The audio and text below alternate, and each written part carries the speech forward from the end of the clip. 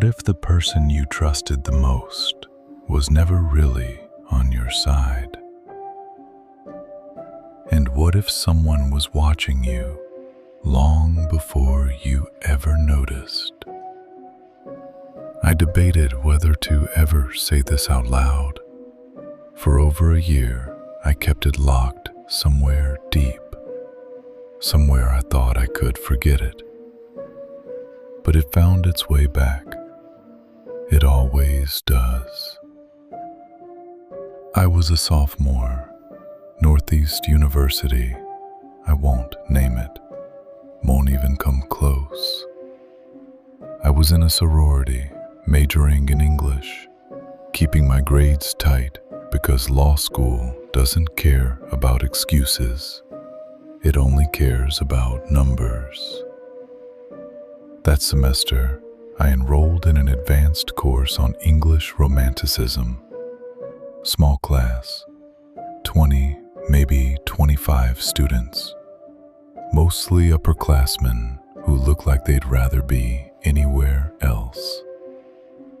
The professor existed, but the one who ran things, that was the T.A. His name was Roar. Yes, just Roar. No one knew if it was his first name or his last. No one asked.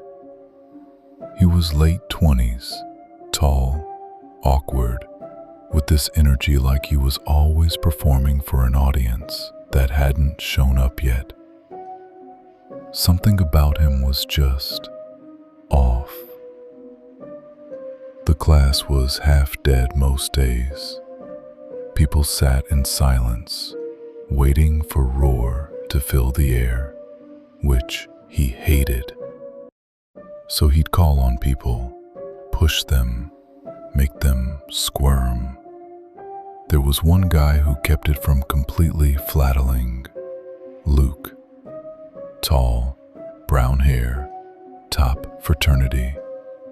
The kind of person who had timing, not the annoying kind, just enough to cut through the tension before it suffocated everyone. And unlike most people in that room, he actually did the readings. I needed participation points for my GPA, so most days it was me, Luke, and maybe 2 others carrying the entire discussion while the rest of the class quietly died inside. Roar seemed to appreciate that. When I spoke, he'd nod slowly, the kind of nod that says, "You get it." He'd expand on my ideas, build on them. My first paper, an analysis of ambiguity in Wordsworth's Tintern Abbey, came back with real feedback. Thoughtful, engaged. It felt validating. I didn't realize yet what that attention actually was. Slowly, almost imperceptibly, things changed. Roar started calling on me more, holding eye contact a beat too long. His questions drifted away from the texts toward me. Subtle, but I noticed. I told myself TAs have favorite students. I moved on. Around that same time, I kept running into Luke. Our sorority and his frat overlapped. Mixers, events, parties. He was always there. We started talking. I started liking him. He asked me out. We went on a few dates. He was easy, sweet, uncomplicated, comfortable to be around. Nothing dramatic. I liked him. I trusted him. One afternoon after class, I saw something strange. Luke, standing behind the lecture hall, smoking with Roar, talking like they knew each other, not just small talk, the kind of conversation where two people have history. I didn't even know Luke smoked. Later, I asked him about it. He laughed, said he was just staying on Roar's good side so he wouldn't have to worry about his grade. I told him that was pathetic. He shrugged and said he'd take pathetic over failing. I let it go. I should not have let it go. A few weeks later, I was at his place. He'd fallen asleep.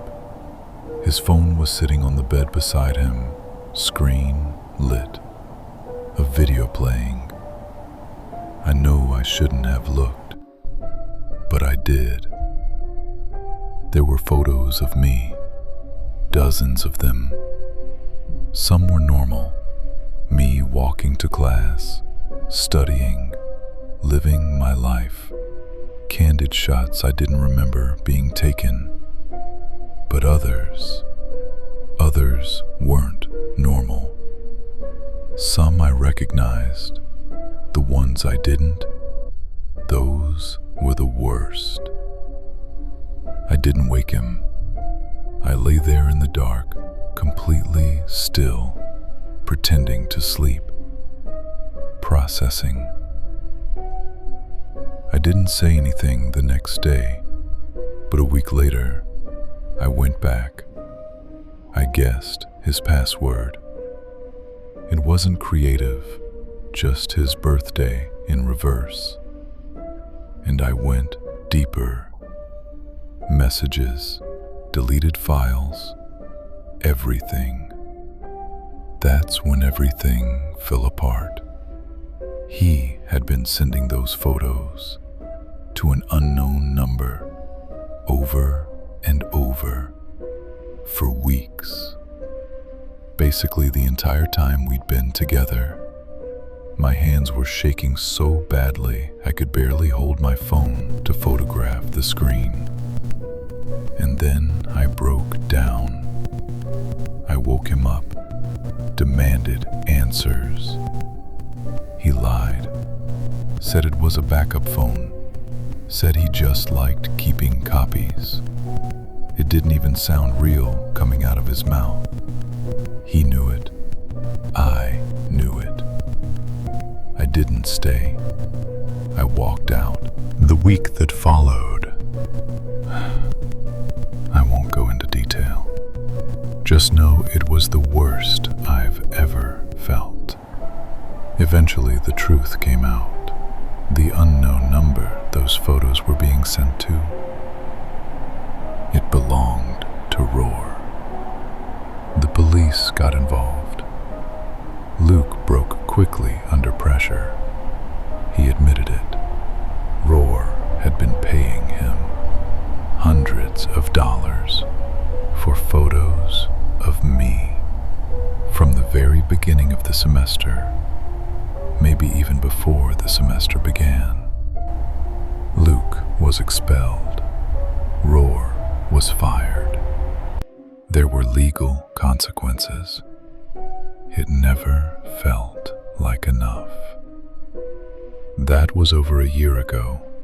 I'm a senior now, almost done. I tried to move forward. For a while, I thought I finally had. Until a few weeks ago. There's a silver Sedan. It parks outside my sorority house late at night. Not every night, but often enough. I've never seen anyone get in or out, just the car, sitting there, waiting. Maybe I'm paranoid. Maybe it's nothing. But here's the part I can't shake. I moved into this house long after everything happened, so I don't know how anyone would know where I am. And that's what scares me the most. Some stories don't end when they're supposed to. Some people don't stop when they should. And some cars just keep showing